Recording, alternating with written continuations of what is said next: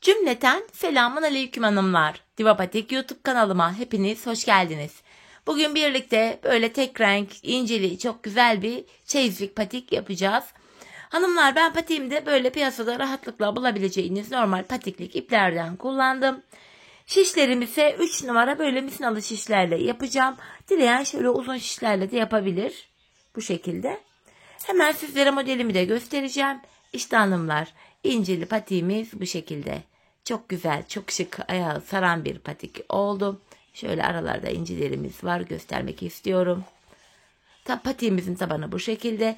Hiçbir yerinde hanımlar patiğimizin dikiş yok. Patiğimizde kullandığımız incilerimiz hanımlar işte şu şekilde. Küçük boy bir büyük boy oluyor. Milim olarak tam bilmiyorum ama dal olarak almıştım. Bu patiğimize toplamda şu küçük incilerden toplamda 77 tane gidiyor. Bir dal inci yeterli olacaktır. Orta kısım için de böyle büyük bir inci diktim buraya. Buraya gül çiçek de yapabilirsiniz ya da sade de bırakabilirsiniz. Bu tamamen tercihe göre değişiklik gösterebilir. Hanımlar, bu patik benim elimin ölçülerine göre 37, 38 ve 39 numara ayaklar için uyumlu oldu. Öncelikle hanımlar, ipimize inciyi nasıl geçireceğiz? Hemen onu da şöyle söyleyeyim. Hanımlar, şu incimin ipini patiklik kalın ipime, mor ipime şöyle bağlıyorum. Şuraya şöyle sıkı bir düğüm attım. Şu şekilde hanımlar incilerimizi aktarıyoruz. Bakın. Şöyle. Gördüğünüz gibi incilerimiz sırasıyla geliyor. Bu şekilde 77 tane incimizi aktaracağız buraya. Şöyle. Bakın 7, şu 8 incimiz olmuş. 2 daha aktardım. 10. İncimin deliği sıkı herhalde. Devam ediyorum yine. Şöyle 5 tane daha var. 15. Toplamda hanımlar bu şekilde 77 adet incimizi ipimize aktaralım gelelim. Evet hanımlar, toplamda 77 adet incimi bu şekilde ipime aktardım. İncilerimi şöyle geriye doğru ittiriyorum. Hanımlar, bu aşamada ipimizin ucunda ortalama şöyle 1 metre kadar bir ip bırakacağız. Patiğimize başlayacağız. Şöyle 1 metre kadar bir ip bırakıyorum. Patiğimize hanımlar 100 ilmek olarak başlayacağız. 100 ilmek. Şöyle ilmeklerimi artacağım. Şu birinci ilmeğim. Şu 2, 3, 4, 5, 6, 7, 8, şu 9. ilmeğimiz 10. Bu şekilde 10 ilmeğimizi attık. Bu şekilde toplamda 100 ilmek atalım gelelim. Evet hanımlar, 100 adet ilmeğimi bu şekilde attım ve geldim. Şimdi geri dönüyorum. Bu ucunda minik bir ipimiz kaldı. Bu ipimiz bekleyebilir hanımlar. Taban yaparken aynı ipi kullanacağız. Hanımlar, patiğimize 100 ilmek olarak başladık. Tam olarak şu bölümü yapıyoruz hanımlar. Haroşa örgü uygulaması yapacağız. Ben örgümüzün hem arka yüzünde düz örgü örerek haroşalarımı elde ediyorum. Sizler örgünüzün her iki tarafında ters örgü örerek de haroşalarınızı yapabilirsiniz. İlk ilmeğimi örmeden alıyorum. Devamında gelen diğer ilmeklerimi düz olarak, yani haroşa olarak örüyorum. Hatta yarım ilmek almışım, hemen şöyle düzelterek öreyim. Bu şekilde. Bakın, ilmeklerimi sırasıyla düz, yani haroşa olarak örüyorum. Sıra sonuna kadar hanımlar bu şekilde örelim gelelim. Evet hanımlar, sıra sonuna kadar ilmeklerimi haroşa, yani düz olarak ördüm. Şimdi geri dönüyoruz. Geri döndüğümüzde ön yüzdeyiz. Ön yüzde olduğumuzu şöyle kabul ediyorum. Bu başlangıç ipimiz, yani şurada kalan minik ipimiz sol taraftaysa ön yüzdeyiz demektir. Şimdi ön yüzdeyiz hanımlar, şöyle baktığımız anda yakından göstereyim. Burada bir diş haroşamız oluştu. Tekrar haroşalarımıza devam edeceğiz hanımlar. Artırma ya da eksiltme yapmadan yine 100 ilmek üzerinden bu şekilde hem ön hem arka yüzde düz örgü örerek haroşalarımızı oluşturmaya devam edeceğiz. Bu şekilde. Hanımlar, biz bu haroşa işlemine bu ön yüze geleceğiz. Bu ön yüzde toplamda 5 diş haroşa olana kadar biz bu işleme devam edeceğiz. 100 ilmek üzerinden 5 diş haroşamızı öreceğiz. Şimdi hep birlikte bu bölümde 5 diş haroşa olana kadar patiğimizin bu bölümünü örelim gelelim. Ardından bu incili bölümlere geçeceğiz. Evet hanımlar, ben patiğimde 5 diş haroşam olana kadar ördüm ve geldim. Şu anda bakın sayalım. 1, 2, 3, 4, 5. 5 diş haroşam var. Şu anda bakın başlangıç ipim sol tarafta, ön yüzdeyiz. Patiğimizin bu incili bölümlerini yapacağız hanımlar. Bu incili bölümler 46 ilmekten oluşuyor. Şişimizde 100 tane ilmeğimiz vardı. 46 ilmeği bu incili bölüme ayırınca geriye 54 ilmek kalıyor. 54 ilmeği de bu iki yana haroşalı bölümlere ayırınca yanlara da 27'şer haroşa düşüyor. Haroşalı bölümleri ayırmak için hanımlar şöyle 2 tane ayraç yaptım. İpten ayracım olmadığı için. Öncelikle kenarlarda 20'şer haroşamız var demiştim. 27'şer haroşamız var demiştim. Kenar ilmeğimle birlikte toplamda 27 ilmeğimi haroşa olarak öreceğim. 6 ilmeğim olmuş. 7, 8, 9, 10, 11, 12, 13, 14, 15, 16, 17, 18, 19, 20, 21, 22, 23, 24, 25, 26, 27. 27 ilmek haroşamı bu sağ kenara ördüm. Hemen haroşa bölümü böyle ayıralım. Her defasında 27 ilmek saymayalım diye bakın. Şuraya şu ayracımı ekliyorum. Şimdi hanımlar bu inceli bölümleri yapacağız. Bu bölümlerde 2 ters 2 düz 2 ters 2 düz olarak ilmekleri öreceğiz. Ters ilmekleri örerken araya incilerimizi yerleştireceğiz. Şimdi 27 haroşamı örmüştüm. Zaten araya ayracımı da koydum. Şöyle incilerimi de yaklaştırıyorum. Şimdi hanımlar 2 ters örerek başlayacağız. Şu bir ters, bakın bir ilmek ters ördüm. Bir ilmek ters ördükten sonra incimi ön yüzde bırakıyorum. Yanına ikinci ters ilmeğimi örüyorum. Ters ilmeklerin arasına inci bırakıyoruz. Şimdi 2 ilmek düz öreceğim. 1, 2. Yeniden 2 ters öreceğim. Bakın düz ilmekleri örerken inci bırakmıyoruz. Ters ilmeklerde bırakıyoruz. Bir ters ördüm. Ardından ön tarafa inci bırakıyorum. İkinci ters ilmeğimi örüyorum. Bakın araya bir tane inci bırakmış olduk. 2 tersten sonra tekrardan 2 ilmek düz öreceğim hanımlar. 1, 2. Yeniden 2 ters. Bir ters örüyorum. İncimi şöyle önde bırakıyorum. Yanına ikinci ters ilmeğimi örüyorum. Ardından yine hemen 2 düz, 2 ters. Bir ters örüyorum. İncimi bırakıp hemen ardından ikinci ters ilmeğimi örüyorum. Bakın burada 4 tane inci oldu. Burada toplam 12 tane incimiz olacak hanımlar. 2 tersten sonra 2 ilmek düz örüyorum. Tekrardan 2 ters öreceğim. Bir tersimi ördükten sonra incimi yine bıraktım önde. İkinci ters ilmeğimi örüyorum. Yanına 2 ilmek düz örüyorum. Tekrardan 2 ters öreceğim. Bir tersimi ördüm. İncimi bırakıyorum. Ardından ikinci ters ilmeğimi örüyorum. Yeniden 2 ilmek düz. Tekrar 2 ters öreceğiz. Şu birinci ters ilmeğim. İncimi önde bırakıyorum. İkinci ters ilmeğimi örüyorum. Hemen yanına 2 düz örüyorum. Tekrar 2 tane ters öreceğiz hanımlar. Birinci tersimi ördükten sonra incimi bıraktım. İkinci ters ilmeğimi örüyorum. Yanına 2 düz ördüm. Tekrardan 2 ters öreceğim. Bir ters ördüm. İncimi bıraktım. İkinci ters ilmeğimi örüyorum. Şöyle incimiz önde kalacak. Şu ikinci ters ilmeğim. 2 düz örüyorum. Tekrardan 2 ters öreceğim. Şu birinci tersim. İncimi önde bıraktım. Şu da ikinci ters ilmeğim. İncilerimizi sayalım. 1, 2, 3, 4, 5, 6, 7, 8, 9, 10 incimiz olmuş. 2 tane daha inci bırakmamız gerekiyor. 2 ilmek düz örüyorum. Tekrar 2 ters. Şu birinci ters ilmeğim. İncimi bıraktım. İkinci ters ilmeğimi örüyorum. Yanına 2 ilmek düz öreceğim. 1, 2. Tekrar buraya son kez 2 tane ters öreceğim. Şu birinci ters ilmeğim. İncimi bıraktım. Şu da ikinci ters ilmeğim. 12. incimizi de bıraktık. Hanımlar bu kenarda da 27 ilmeğimiz kaldı. Haroşamızı ayırmak için ikinci ayracımı da şöyle şişime taktım. Kalan ilmekleri de emin olmak için sayarak gidelim. Şu birinci ilmeğim. 2, 3, 4, 5, 6, 7, 8, 9, 10, 11, 12, 13, 14, 15, 16, 17, 18, 19, 20, 21, 22, 23, 24, 25, 26 ve 27. Gördüğünüz gibi hanımlar bu kenarda da 27 ilmeğimiz kalmış. Kenarlardaki 27'şer ilmeğimiz devamlı olarak haroşa olacak şekilde örülecek. Aradaki 2 ters 2 düz ilmeklerimizi de gördüğümüz gibi öreceğiz yine.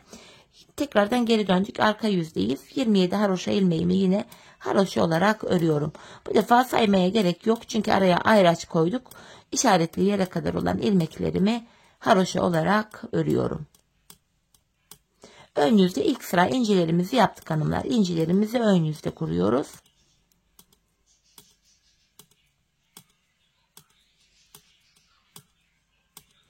Bakın 27 haroşamı ördüm. İşaretleyene kadar geldim. Bu ayracımı bu defa sağ şişime şöyle aktardım. Bakın 27 ilmeği orta bölümden ayırıyor bu ayracımız. Şimdi orta bölümde ön yüzde 2 düz 2 ters olacak şekilde ilmekleri örmüştük ve incimizi bırakmıştık. Arka yüzde inci işlemi yok. İlmekleri gördüğümüz gibi öreceğiz. İncili olan ilmeklerim ön yüzde ters örmüştüm. Arka yüzde düz geliyor. Bakın 2 düz, hemen yanında 2 ters. Bakın gördüğünüz gibi ilmeklerimi arka yüzde gördüğüm gibi örüyorum. 2 düz, 2 ters. 2 düz, tekrardan 2 ters. 2 düz, 2 ters. 2 düz, 2 ters.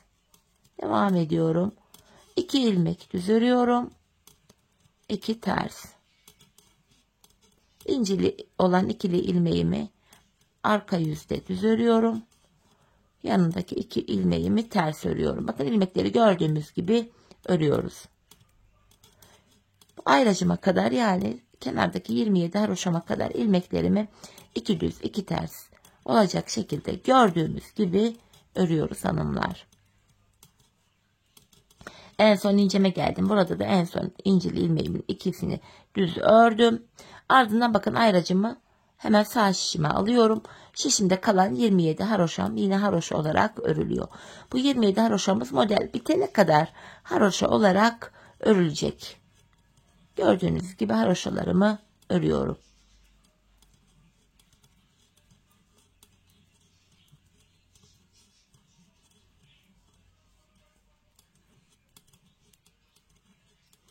Sonuncu ilmeğimi de ördüm. Şimdi geri dönüyorum hanımlar. Ön yüzdeyiz. İkinci sıra incilerimizi yapacağız. Yine artırma ya da eksiltme işlemi yok. Tekrardan hanımlar kenardaki 27 haroşamı örmem gerekiyor ilk başta. İşaretleyene kadar öreceğim. Saymama gerek yok. Çünkü araya ayraç koyduk. Hani ayraç koymasak bile hani sizin kafanız karışmasın diye koymak istedim ben. Haroşalı olan bölümler, incili olan bölümler zaten kendini gösteriyor.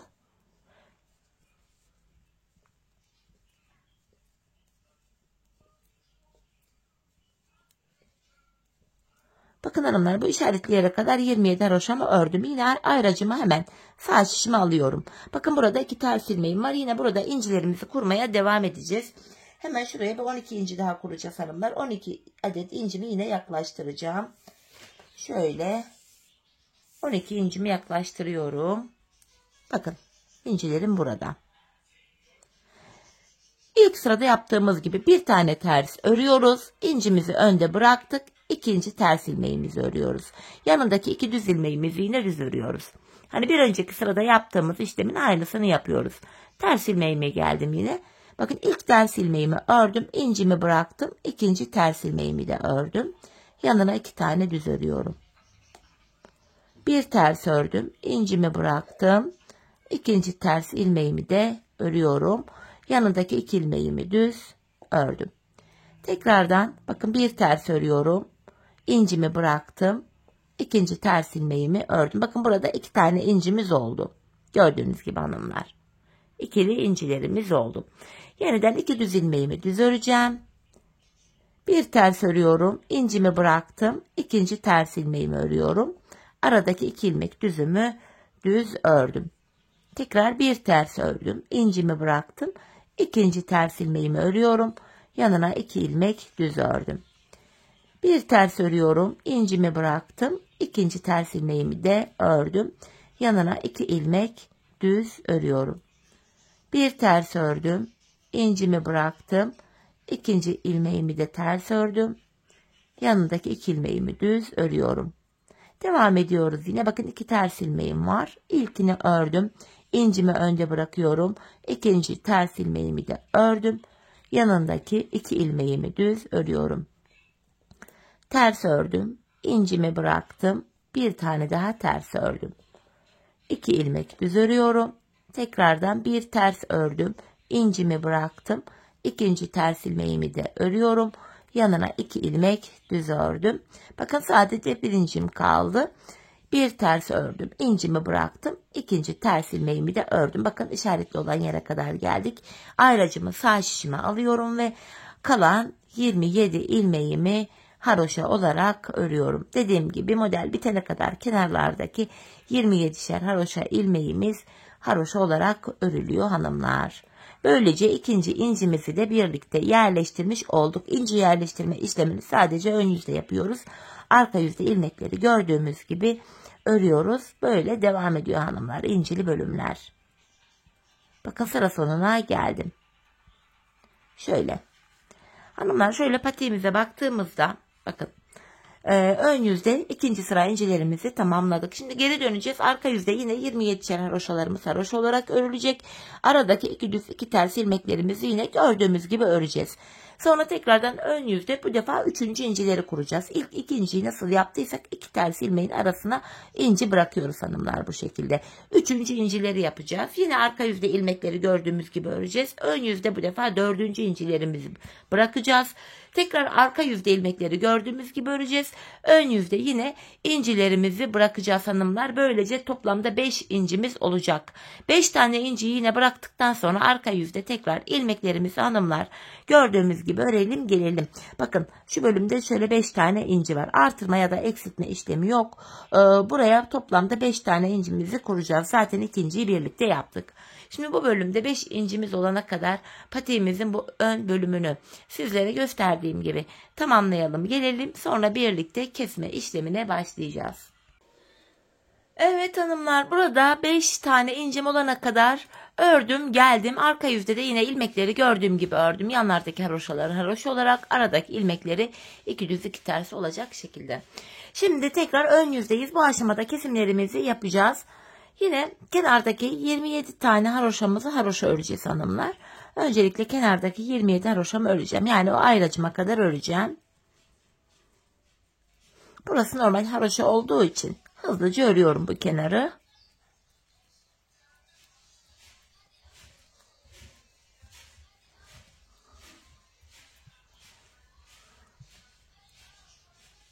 Bakın ayracıma kadar ördüm hanımlar 27 haroşamı. Ayracımı yine şöyle sağ şişime alıyorum. İki ters iki düz ilmeklerimiz vardı. İki ters ilmeğimizin ikisini tersten keserek örüyorum. İki düz ilmeğimin ikisini de düzden keserek örüyorum. İki ters ilmeğimi tersten keserek örüyorum. İki düz ilmeğimi de ikisini birlikte düzden keserek örüyorum. Yine bakın iki ters ilmeğim var. İkisini tersten keserek örüyorum. İki düz ilmeğimi de düzden kesiyorum.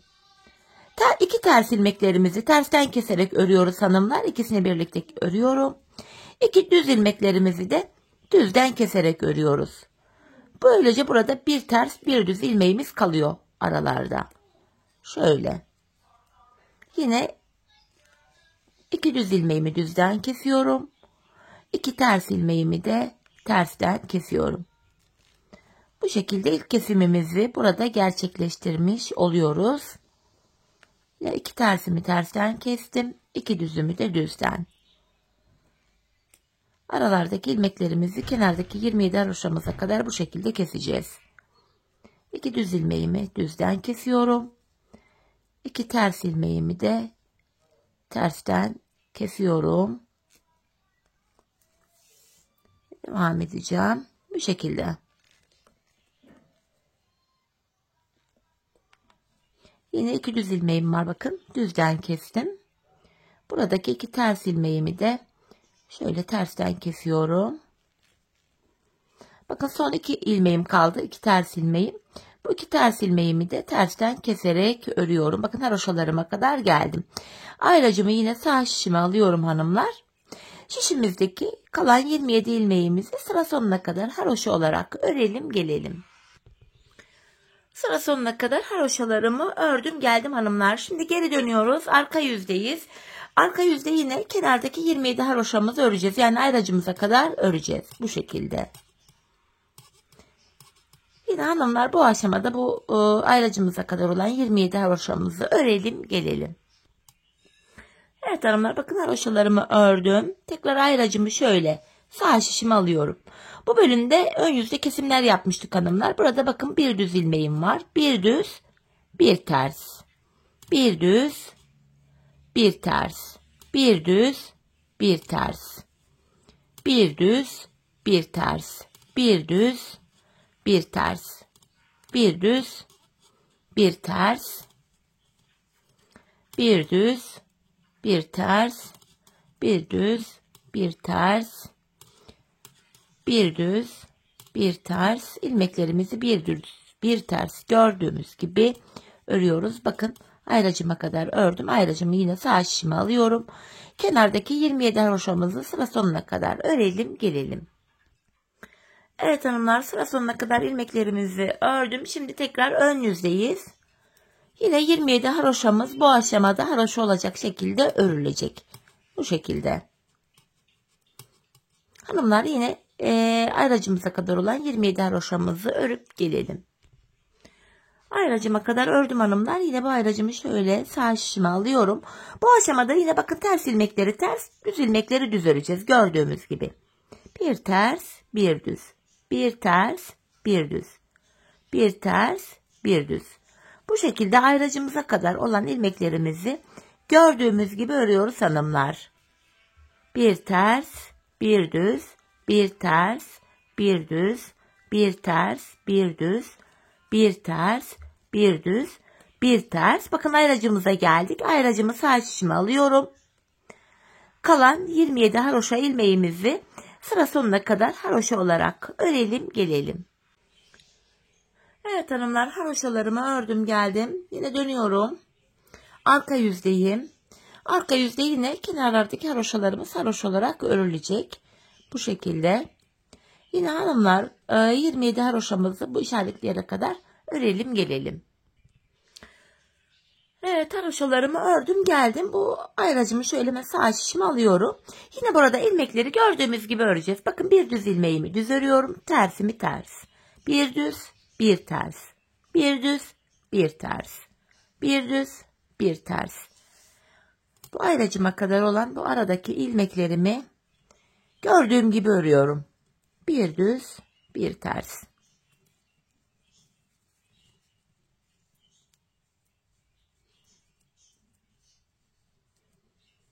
Bakın burada bir düz ilmeğimi ördüm. Bakın ayracımı yine sağ şişime alıyorum.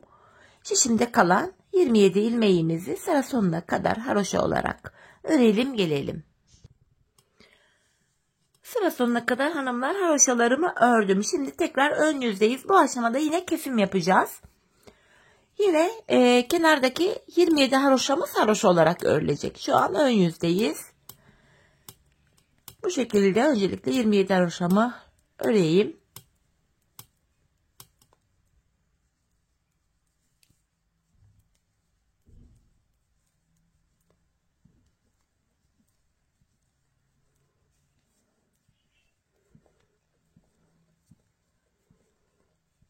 Evet hanımlar, bakın şu ayracımıza kadar ördüm. Ayracımı sağ şişime alıyorum. Hanımlar şimdi burada kesimi şöyle yapacağız. Burada bakın önde bir ters bir düz ilmeğim var. İkisini birlikte keserek örüyorum. Düzden kesiyorum bakın. Tekrardan bir ters bir düz ilmeğim var. İkisini birlikte keserek örüyorum. Bir ters bir düz ilmeğim var. İkisini keserek ördüm. Bir ters bir düz ilmeğim var. Yine ikisini kestim. Bu şekilde sırayla bir ters bir düz ilmeğimiz var. Sırayla bu ilmeklerimizi kesiyoruz. Bakın bir ters bir düz ilmeğim, ikisini alıyorum, kesiyorum.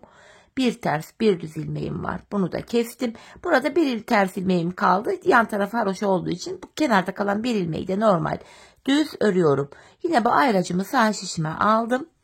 Kenardaki 27 haroşamızı sıra sonuna kadar hanımlar haroşa olarak örelim, gelelim. Haroşalarımı ördüm hanımlar. Şimdi geri dönüyorum. Arka yüzdeyiz. Bu aşamada yine haroşalarımız haroşa olarak örülecek. Bu şekilde. Hanımlar 27 haroşamızı yine bu işaretli yere kadar örüp gelelim. Haroşalarımı ördüm hanımlar. Yine bu ayracımı şöyle sağ şişime alıyorum. ön yüzde kesim yaptığımız ilmekler vardı. Hanımlar, bu aradaki ilmekleri arka yüzde sırası ile ters olarak örüyoruz. Buradaki aradaki ilmeklerimi ters olarak örüyorum. Bakın, yine bu ayracıma kadar olan ilmeklerimi ördüm. Ayracımı yine sağ şişime alıyorum. Kenarda kalan 27 ilmeğimizi sıra sonuna kadar haroşa olarak örelim gelelim. Evet hanımlar, 27 haroşamı ördüm. Şimdi tekrar ön yüzdeyiz. Bu aşamada artık hanımlar son kez kesimimizi de yapacağız. Yine 27 haroşamızı öreceğiz hanımlar. Öncelikle 27 haroşamı örüyorum. Ön yüzdeyim. Son kez ortada kesimimizi yapacağız.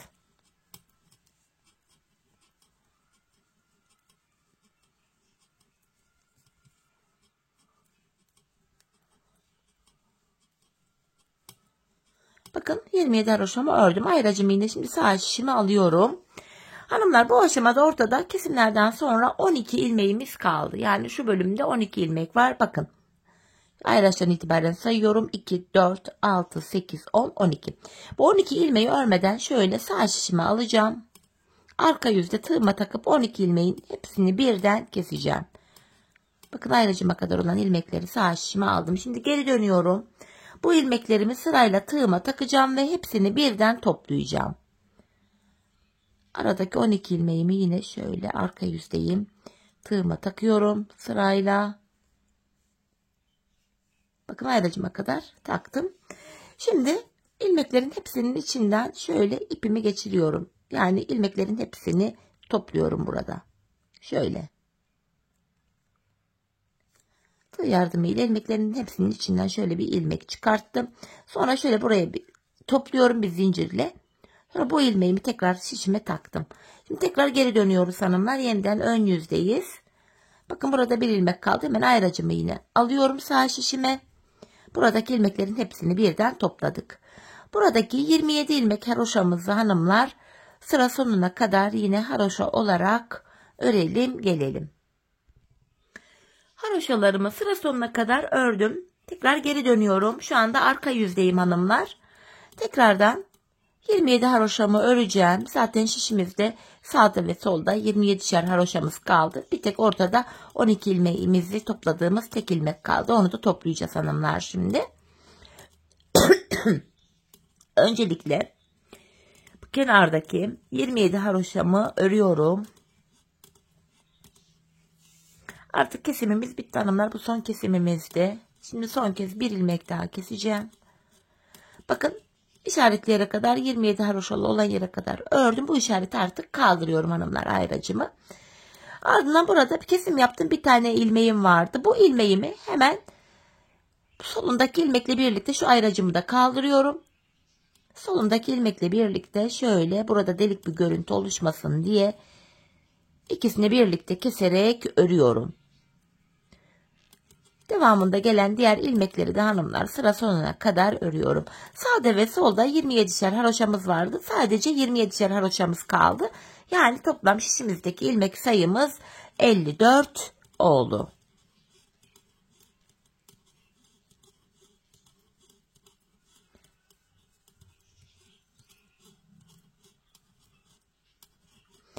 Sıra sonuna kadar ilmeklerimi ördüm. Şimdi geri dönüyoruz hanımlar. Tekrar bakın, ön yüzdeyiz.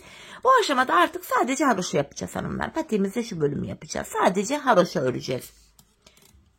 Sıra sonuna kadar 54 ilmeğimiz var. Bu şekilde sıra sonuna kadar ilmeklerimizi öreceğiz. Ardından geri döneceğiz. Arka yüzde ilmeklerimizi yine haroşa olarak öreceğiz. Böylece bir diş haroşa olacak. Tekrardan ön yüzde düz, yine arka yüzde düz, yani haroşa olacak şekilde öreceğiz. 2 diş haroşa olacak. Şimdi burada 2 diş haroşamız daha olana kadar ilmeklerimizi örelim gelelim hanımlar. Ardından birlikte incimizi yapacağız. Evet hanımlar, buraya 2 diş haroşamı ördüm geldim. Şimdi tekrar ön yüzdeyiz. Yine bu aşamada ön yüzde hanımlar ilmeklerimizin tamamını yine haroşa olarak sıra sonuna kadar öreceğiz. Ardından arka yüzde de buradaki incilerimizi kuracağız. Haroşalı bölümde incilerimizi arka yüzde yapacağız hanımlar. Bu şekilde. Şimdi sıra sonuna kadar ilmeklerimizi haroşa olacak şekilde örelim gelelim. Sıra sonuna kadar ilmeklerimi ördüm hanımlar. Şimdi geri dönüyorum. Arka yüzdeyim. Arka yüzde incilerimizi de şöyle yaklaştıralım. Artık incilerimizi de burada örmeye başlayacağız. Bırakacağız. Öncelikle kenar ilmeğimi örmeden alıyorum. İkinci ilmeğimi ve üçüncü ilmeğimi ördüm. Ardından incimi şöyle önde bırakıyorum. Bakın önde bıraktım. 3 ilmek öreceğim. 1, 2, 3. Yine incimi önde bırakıyorum. 3 ilmek öreceğim. 1, 2, 3. Yine birinci önde bırakıyorum. 3 ilmek örüyorum. İncimi önde bırakıyorum. 3 ilmek örüyorum. İncimi bıraktım. 3 ilmek örüyorum. İncimi bıraktım. 3 ilmek örüyorum. Yine bir tane inci bıraktım öne. 3 ilmek örüyorum. Her 3 ilmekte bir inci bırakıyoruz hanımlar. Tekrar incimi bıraktım. 3 ilmek örüyorum. Tekrar inci bıraktım. 3 ilmek örüyorum. Yine incimi bıraktım. 3 ilmek örüyorum. Tekrar bir inci daha bıraktım. 3 ilmek örüyorum. Bir inci daha bıraktım. 3 ilmek örüyorum. Toplam buraya 17 tane inci bırakmış olacağız hanımlar sıra sonunda. Şu 3. ilmeğimi de ördüm. Yine bir inci daha bırakıyorum. 3 ilmek örüyorum. Bir inci daha bıraktım. 3 ilmek örüyorum. Bir inci daha bıraktım. 3 ilmek örüyorum. Bir inci daha bıraktım. Kalan 3 ilmeğimi de yine ördüm. Şimdi geri dönüyoruz hanımlar. Bakın ön yüzde incilerimizi de buraya bırakmış olduk. Bu şekilde.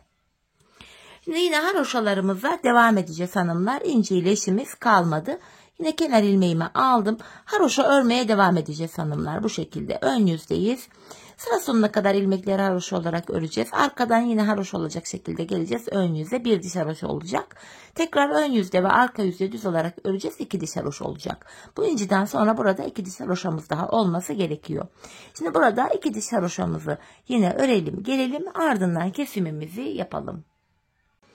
Evet hanımlar.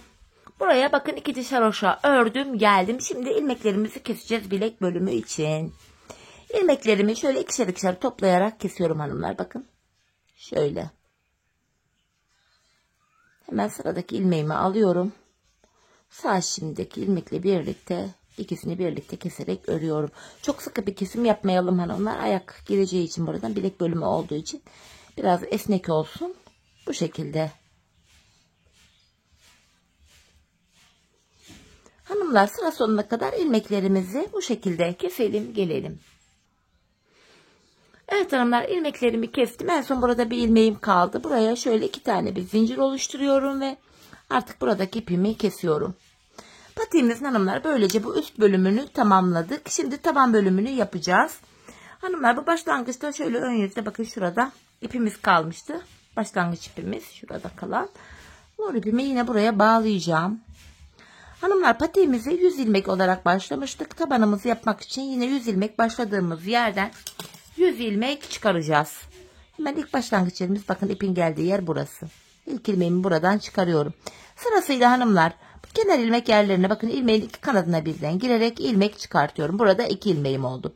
Bakın ilmeğin iki kanadına birden girerek başlangıç yerlerine şuraya ilmek çıkartıyorum. Bu şekilde. Başlangıç yerlerine girerek ilmek çıkartıyoruz. 100 ilmek başlamıştık. 100 ilmek başladığımız yerden bu şekilde hanımlar 100 ilmek çıkaracağız. Şöyle. Diğer uca kadar toplamda şuraya kadar hanımlar 100 tane ilmeğimizi böyle çıkartalım gelelim. Evet hanımlar toplamda bu şekilde 100 adet ilmeğimi çıkarttım ön yüzde. Şimdi geri döneceğiz hanımlar. Arka yüzdeyiz. Arka yüzde kenar ilmeğimi örmeden alıyorum. Sıra sonuna kadar diğer ilmeklerimi normal haroşa yani düz olarak örüyorum hanımlar. Arka yüzde ilmeklerimizin tamamını bu şekilde sıra sonuna kadar yani diğer uca kadar haroşa olacak şekilde örelim gelelim. Evet hanımlar diğer uca kadar ilmeklerimi haroşa olacak şekilde ördüm geldim. Şimdi patiğimizin burundan başlayarak taban kesimini gerçekleştireceğiz. Burunda hanımlar buradan 8 ilmekle başlayacağız. 14 ilmek olana kadar yanlardan keserek ilmek alacağız ve 14 ilmekle tabanımızı yapacağız. İlk başta 8 ilmek ayıracağız demiştim. Şişimizde toplam 100 ilmeğimiz var. 100'den 8'i çıkartınca geriye 92 ilmeğimiz kalıyor. 92 ilmeğimizi de sağ ve sol kenara eşit olarak paylaştırınca yanlara 46'şar ilmek düşüyor. Öncelikle hanımlar kenardan 46 ilmeğimi öreceğim. 46 ilmeğimi. Şu kenar ilmeğim 1, 2, 3, 4, 5, 6, 7, 8, 9, 10, 11, 12, 13, 14, 15, 16, 17, 18, 19, 20, 21, 22, 23, 24, 25, 26, 27, 28, 29, 30. Devam ediyorum. 31. ilmeğim, 32, 33, 34, 35, 36, 37, 38, 39, 40, 41, 42, 43, 44, 45, 46. Sağ kenardan 46 ilmeğimi ördüm. Şimdi patiğimizin burun kısmı için 8 ilmek daha öreceğim. 8 ilmek örelim şimdi de. 1, 2, 3, 4, 5, 6, 7, 8. 8 ilmeğimi ördükten sonra şişimden şöyle 2 adet ilmeği keserek örüyorum. Orta kısmında bu defa 9 ilmek oluyor. 8 ilmek örmüştük. Yandaki 2 ilmeği de keserek ördük. 9 oldu. Kesimden sonra geri dönüyorum. Orta kısımda 9 ilmek. Bu aşamada ipimiz hep karşıda olacak ve ilk ilmeği örmeden alacağız. Şimdi ortadaki 9 ilmeğimi öreceğim. Bakın ilkini örmeden aldım. İkinciyi örüyorum. 3, 4, 5, 6, 7, 8, 9. 9 ilmek ördüm. Yine şişimden 2 adet ilmeği keserek örüyorum. Orta kısma ekledim. Orta kısımda bu defa 10 ilmek oldu. Kesimden sonra geri dönüyorum. Bakın orta kısımda 10 ilmeğimiz var. İpim karşıda, ilk ilmeğimi örmeden alıyorum. Öncelikle orta kısımdaki 10 ilmeğimi öreceğim. Bakın 3 oldu. 4, 5, 6, 7, 8, 9, 10. Yine şişimden 2 adet ilmeği keserek ortaya ekliyorum. Ortada böylece 11 ilmek oldu. Tekrar geri dönüyorum. İpim karşıda, ilk ilmeğimi örmeden aldım. Orta kısımdaki 11 ilmeğimi öreceğim. 3 oldu. 4, 5, 6, 7, 8, 9, 10, 11. Şişimden 2 adet ilmeği keserek yine ortaya ekliyorum. Bu defa ortada 12 ilmeğimiz oldu. 14 olana kadar devam edeceğiz bu işleme. Yine ipim karşıda, ilk ilmeği örmeden aldım. Orta kısımdaki 12 ilmeğimi öreceğim. Şu 5, 6, 7, 8, 9, 10, 11, 12. Yine şişimden 2 ilmeği keserek ortaya ekledim. Orta kısımda bu defa 13 ilmek oldu. Geri dönüyorum. Yine ipim karşıda, ilk ilmeği örmeden aldım. Öncelikle 13 ilmeği öreceğim. Bakın ikinciyi ördüm. 3, 4, 5, 6, 7, 8, 9, 10, 11, 12, 13. Ve şişimden 2 adet ilmeği keserek ortaya ekliyorum. Böylece orta kısımda 14 ilmeğimiz oldu. Artık tabanımız hanımlar 14 ilmek üzerinden örülecek. Bunu da şöyle yapacağız. Yine ipimiz karşıda olacak ve ilk ilmeği örmeden alacağız. 13 ilmeğimi öreceğim. Şu ikinci ilmeğim. 3, 4, 5, 6, 7, 8, 9, 10, 11, 12, 13. Tabanımızda 14 ilmek vardı. 13'ünü ördük. 14. ilmeği örerken şişimden de bir ilmek alıyorum. İkisini keserek örüyorum. Tekrar geri dönüyoruz hanımlar. Yine ipim karşıda, ilk ilmeğimi örmeden aldım. Şu ikinci ilmeğim 3, 4, 5, 6, 7, 8, 9, 10, 11, 12, 13 ilmek ördüm. 14. ilmeği örerken şişimden de bir ilmek alıyorum. İkisini keserek örüyorum. Kesimden sonra geri dönüyoruz. Bu aşamada ilmekleri tek tek saymaya gerek yok. Bu orta kısımdaki tabandaki ilmeklerle yan taraflar arasında bakın şöyle bir ayrık görüntü zaten var. Bu tabanda son bir ilmek kalana kadar öreceğiz. Sonuncu ilmekte yandan da bir ilmek alarak kesim yapacağız. Bakın yine ipim karşıda, ilk ilmeği örmeden aldım. Tabanda son bir ilmek kalana kadar öreceğim hanımlar. Zaten yeri belli. Bu nedenle ilmekleri her defasında saymaya da gerek yok. Bakın burada son bir ilmeğim kaldı. Bu sonuncu ilmeğimi örerken şişimden de bir ilmek alıyorum. İkisini keserek örüyorum. Kesimden sonra geri dönüyoruz hanımlar. Bakın yine burada taban ile yan arasında bir ayrık görüntü var. Yine ipim karşıda. İlk ilmeği örmeden aldım. Tekrar tabanımda son bir ilmek kalana kadar öreceğim. Burada yarım ilmek almışım. Hemen düzelteyim. Patiğimiz yoksa sağlam olmaz, çabuk sökülür. Devam ediyorum. Bakın burada son bir ilmek kaldı. Sonuncu ilmeği örerken şişimden de bir ilmek alıyorum. İkisini keserek örüyorum. Geri döneceğiz kesimden sonra. Bu şekilde tabanımızı 14 ilmek olarak öreceğiz hanımlar. Biz bu kesme işlemine sağ ve sol tarafta, yani bu sağ tarafta ve sol tarafta son 3'er ilmek kalana kadar devam edeceğiz hanımlar bu kesme işlemine. Şimdi hep birlikte patiğimizin taban kısmını sağ ve sol tarafta 3'er ilmek kalana kadar 14 ilmek üzerinden sizlere tarif ettiğim gibi örelim gelelim. Evet hanımlar, ben sağ ve sol kenarda bakın 3'er ilmek kalana kadar patiğimin tabanını 14 ilmek olarak ördüm geldim. Şimdi kesimler yapmaya başlayacağız hanımlar. Topuk kesimlerin topuk bölümünde. Bu aşamada yine bakın ipim karşıda, ilk ilmeğimi örmeden aldım. Yine tabanımda son bir ilmeğim kalana kadar öreceğim.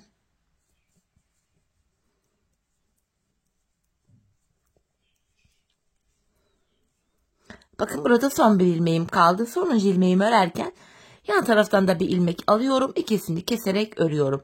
Kesimden sonra geri dönüyorum hanımlar. Bu aşamada artık misinalı şişlerle de kurtulmak istiyorum. İlmek sayıları azaldı. Yine 3 numara kısa şişlerle devam edeceğim. Şimdi geri döndüm hanımlar. Yine ipim karşıda. Bakın ilk ilmeğimi örmeden aldım. İkinciyi örüyorum. İkinci ilmekten sonra öndeki iki ilmeğimin ikisini birlikte keserek ördüm. Burada ilk kesimimizi yaptık. Şimdi tabanımda son 4 ilmeğim kalana kadar öreceğim. Buradan da kesim yapacağım. İlmeklerimi yine haroşayla devam ediyorum. Bakın bu tabanımda şurada son 4 ilmek kaldı. Kenardaki 3 ilmek hariç. Ardından bu öndeki 2 ilmeğin ikisini birlikte keserek ördüm. Yanındaki bir ilmeğimi düz örüyorum. Sonuncu ilmeği örerken şişimden de bir ilmek alıp ikisini keserek örüyorum. Kesim yaptım. Şimdi geri döndüm hanımlar. Yine ipim karşıda, bakın bu defa ikişer ilmek kaldı.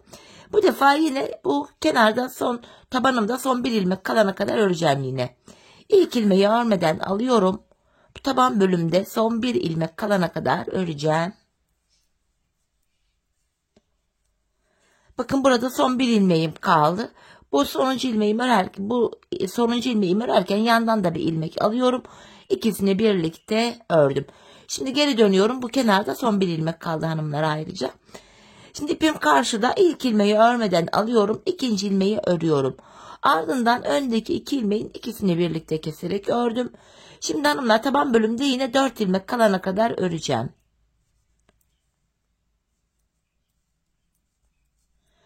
Bakın burada 4 ilmek kaldı. Ayrı hemen buradaki 2 ilmeği de keserek örüyorum. Yanına bir ilmek düz ördüm.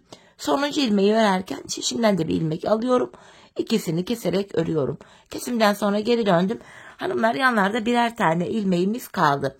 Yine ipim karşıda, ilk ilmeğimi örmeden aldım. Tekrar tabanımda son bir ilmek kalana kadar öreceğim.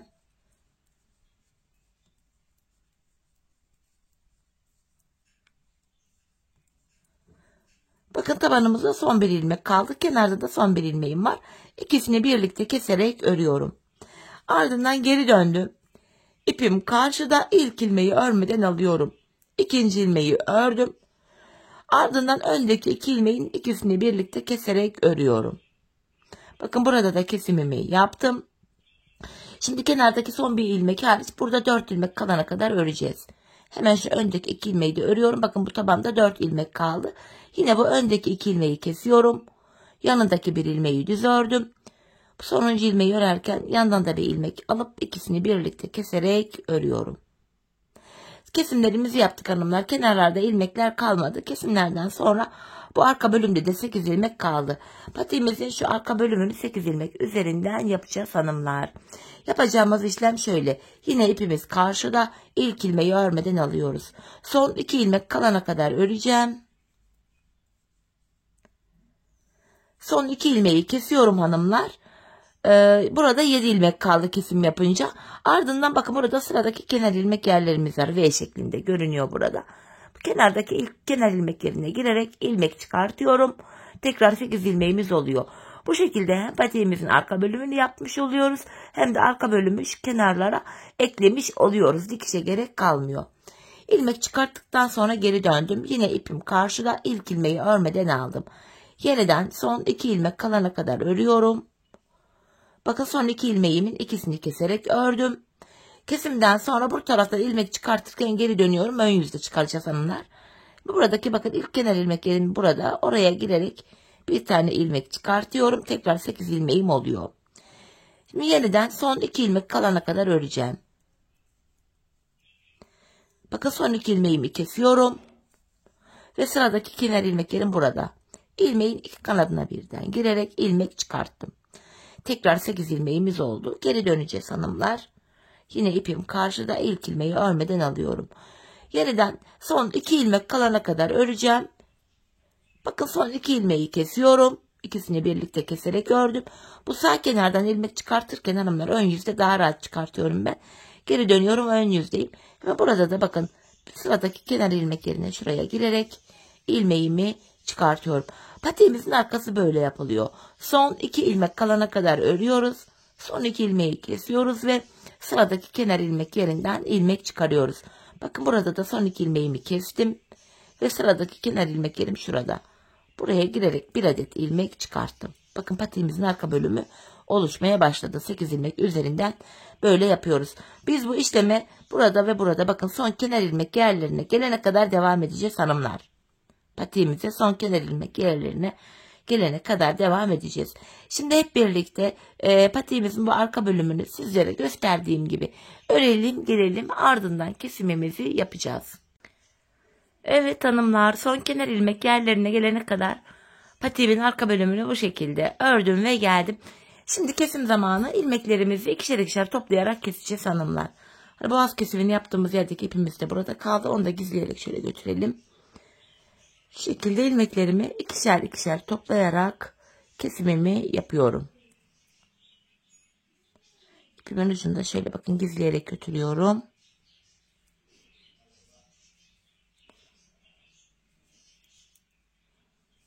Son bir ilmeğim kaldı. Onu da şöyle kestim. Hanımlar burada ilmeklerimizi kestik. Bir de patiğimin kenarına şu şekilde bir kenar oyası gittim ben. Dileyen böyle sade de kullanılabilir. Benim gibi böyle kenar oyası yapmak isterseniz de hemen yapılışını sizlere göstereceğim. Tek sırada yapıyoruz. Onu da tığımızla yapacağız hanımlar. Öncelikle buradaki ilmeğime şöyle tığımı takıyorum. İlk başta şu kenarda bakın kesimden sonra tümsek bir görüntü oluşmasın diye hemen dibine şöyle batarak burayı şöyle bir sabitliyorum. Şimdi kenar oyamıza başlayacağız. Öncelikle hanımlar bakın hemen öndeki kenar ilmek yerine girerek şöyle ilmek çıkartıp buraya bir sık iğne yapıyorum. 3 zincir çekeceğim hanımlar. Sık iğnenin içine girerek şöyle bir ilmek çıkartıyorum ve bu zinciri şöyle topluyorum. Buraya bir minik tomurcuk oluşturdum. Ardından tomurcuk oluşturdum. Hemen sırada hemen önündeki değil bir sonraki bakın bir kenar ilmek yere atlıyoruz. Bir sonraki kenar ilmek yerine girerek kirpiğimi buraya sabitliyorum. Bakın ilk kirpiğimizi yaptım. Tekrardan hemen öndeki sıradaki kenar ilmek yerine girerek sık iğne yapıyorum. Hanımlar sık iğneyi yaparken sıradaki kenar ilmek yerine girerek yapıyoruz. Kirpiğimizi sabitlerken bir kenar ilmek yere atlıyoruz. Bir sonrakine giriyoruz. Şimdi sık iğnemi yaptım. 3 zincir çekerek bakın sık iğnenin içine girip kirpik oluşturuyorum buraya. Ardından kirpiğimi sabitlerken sıradaki değil bir sonraki kenar ilmek yerine girerek sabitlememi yapıyorum. Şimdi 3. kirpiğimizi yapalım. Hemen öndeki kenar ilmek yerine girerek sıradaki kenar ilmek yerine girerek sık iğnemi yaptım. 3 zincir çekiyorum. Kirpiğimi oluşturuyorum ve kirpiğimi sabitlerken de hemen önündeki değil bir sonraki kenar ilmek yerine batarak buraya sabitliyorum. 3 tanesini yaptık. Şimdi 4.'yü de beraber yapalım. Hemen önündeki sıradaki kenar ilmek yerine girdim. Sık iğnemi yaptım. 3 zincir çekiyorum. Ve sık iğnenin içine girerek kirpiği sabitledim. Önündeki değil bir sonraki kenar ilmek yerine girerek bunu buraya sabitliyorum. Bu şekilde hanımlar. Böyle yapacağız. Biz bu işlemi hanımlar patiğimizin çevresini dolanacağız ve bu başladığımız yere kadar devam edeceğiz hanımlar. Şimdi hep birlikte kenar oyamızı tamamlayalım, gelelim. Evet hanımlar, ilk başladığım yere kadar kenar oyamı yaptım, geldim. En son buraya da bir tane zincir çekeceğim. Ve artık ipimi kesiyorum. Patiğimizi böylece tamamladık hanımlar. Öncelikle şu ipimi bir gizleyeceğim. En son bir patiğimin önünde incim vardı, onu dikeceğim. Şöyle aralardan girerek şöyle ipimi güzelce gizliyorum. Tüpler gelmiş buraya da. Arkada ilmek aralarına girerek ipimizin ucunu böylece gizledik. Evet hanımlar, bakın topuğumuz, patiğimizin kenarı bu şekilde oldu. Görüntü itibariyle patiğimiz bu. Şimdi tam da bu orta bölüme gelen incimizi dikeceğiz. Buraya dediğim gibi sizler hani videonun başında da söyledim. Fiyonk, ondan sonra ne deniyor, çiçek, bu şekilde düğme tarzı bir şeyler de yapabilirsiniz. Ya da böyle sade de kullanabilirsiniz. İncimi de hanımlar şöyle iğneme yine aynı ipimden, patik ipimden şöyle taktım, ipimin ucunu düğümleyeceğim. Tam bu ortaya gelen kısma bakın. Şurada bakın, kesim yaptığımız bölümdü. Bu kısma incimi dikeceğim. Şöyle alttan girerek iğnemi üst bölümden çıkaracağım öncelikle. Daha önce buna benzer bir patik yapmıştım. Ona gül yapmıştım. Ya ben bu tığ işi, gül konusunda falan pek bir başarılı değilim. Yani eski videolarımı bilenler bilir. O yüzden böyle inci dikiverdim. Evet hanımlar, bakın. Tam ortaya bu incimizi böyle sabitledik. Tekrardan bir kere daha gideyim geleyim. Şöyle incimizi iyice sıkılayalım buraya. Şöyle. Tekrardan iğnemi şöyle tabandan çıkararak. Evet hanımlar, bakın incimizi de buraya diktik. Şöyle alttan da bu bölümü şöyle sıkılayarak, düğümleyerek alttan aradaki bölümü. Bakın yine iğnemi çıkaramadım. Ya bu iğnelerle benim sınavım nedir bilemiyorum.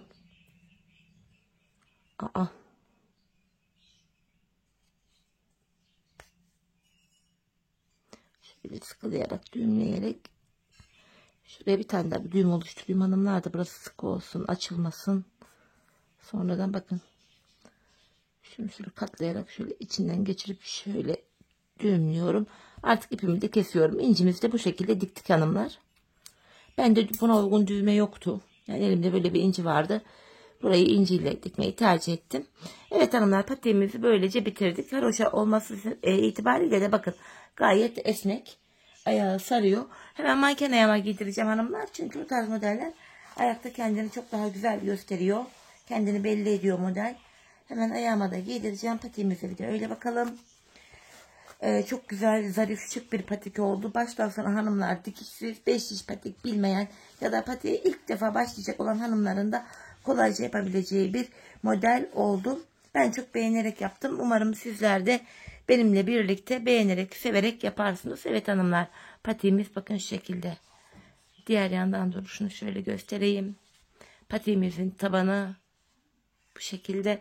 Dikiş olmaması itibariyle de kullanımı da gayet rahat. Bu şekilde hanımlar. Patiğimizin üst bölümü. İnci de çok yakıştı. Çok zarif durdu. Evet hanımlar, yine birlikte güzel bir modelin daha sonuna geldik.